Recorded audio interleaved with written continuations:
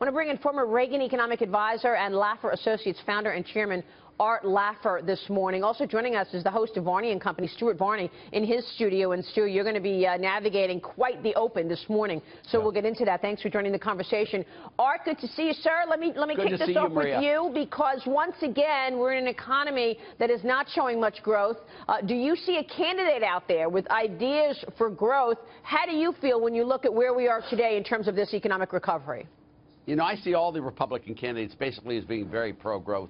They're all after lower rate, broader-based taxes, spending restraints, sound money, all the things that are needed for economic growth. And the Democrats are spiraling further left. I mean, when I see Bernie Sanders promising to give everyone everything, I have never understood how bloated government spending can help the economy. But maybe I missed that in Econ 1, Maria. And Stuart, I wonder, you know, this support around Bernie Sanders, you wonder if all of these young people understand what socialism is and how this may play out if, in fact, he does win the nomination and perhaps presidency. I think the fact that a socialist is the leading candidate among Democrats at this stage in the election process tells a whole big story, and it's part of the perfect storm. Let me backtrack a little, Maria. If I lend $100 to some governments in Europe or Japan, they give me back $99 and change. That's a negative interest rate. Banks cannot make money in that environment. Bank stocks are getting clobbered, shades of 2007. The oil price collapse continues. That raises the question of insolvency on some foreign governments and energy companies. And we've got talk of recession. Recession over there might come here. You add it all up, and you've got a perfect storm that points towards a 200-300 point drop for the Dow in about an hour's time. This is not good. No, it's not good. And the cries over recession in 16 are getting louder. Art Laffer, do you expect the U.S. to enter recession this year? I think we're already in it. We've been in it for 8 or 9 years now. Yeah, it's been the worst recovery ever, and there's no sign of improvement. There have been no good policies done by the Obama administration, and the Republicans can't override a veto. They can't, so we're going to continue with bad policies for the rest of this year. And Stuart is exactly correct on what he's saying about the economy, and frankly, I think that inures very much to the detriment of the incumbent party, the Democrats, and Bernie Sanders is just spinning off out of control, as is Hillary, by the way. She's a very competent professional, but boy, she's saying some silly things out there now. Like what? You know, like what? Maria, I'm sorry, I'm jumping in here because I can't put my finger on it, but there's something going on out there that just ain't right.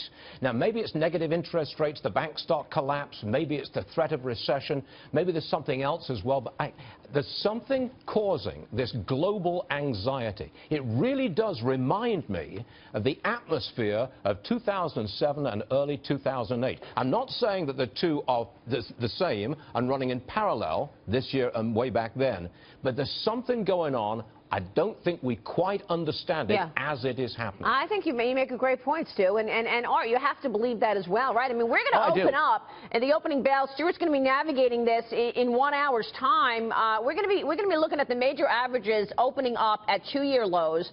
Bank stocks are down 30% year to date. Art, okay, is this warranted? Yes, well, you know, there's no way we're going to undo the Obama policies in the next 12 to 16 months.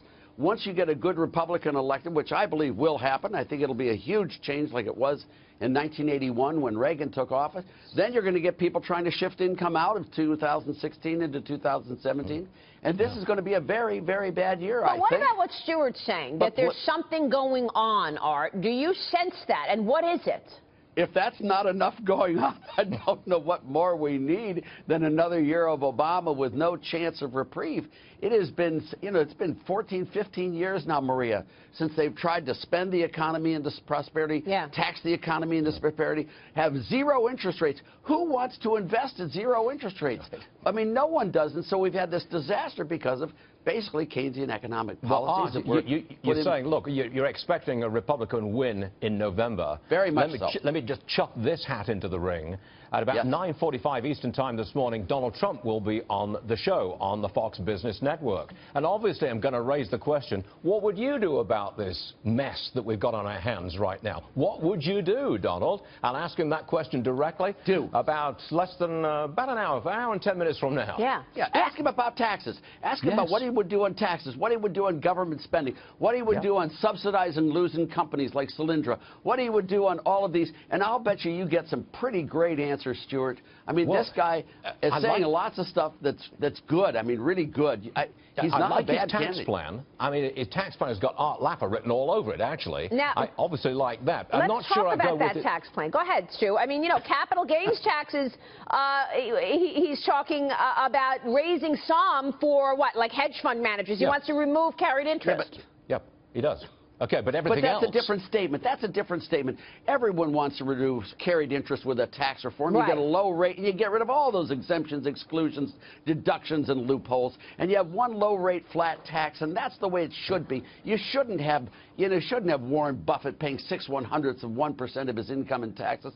That's offensive. But you want everyone to pay the same rate across the board. That's fair. That's decent. That's honest. And you'll get the rich ones willingly paying taxes if they're fair. Yeah. The bottom line is, if we can get a political shift in November towards a growth economy, and that means cutting tax rates for individuals and corporations. You do that, and I think you and I agree on this one, Art, we will get 3, maybe 4% growth within the not-too-distant future.